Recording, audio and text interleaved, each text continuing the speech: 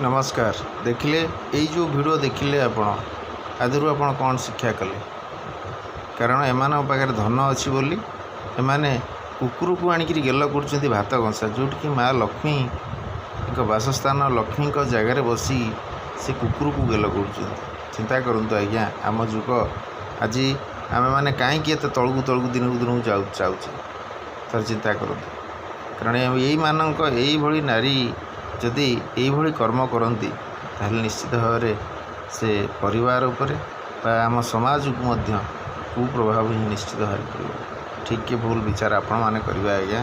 जय जगन्नाथ। नमस्कार।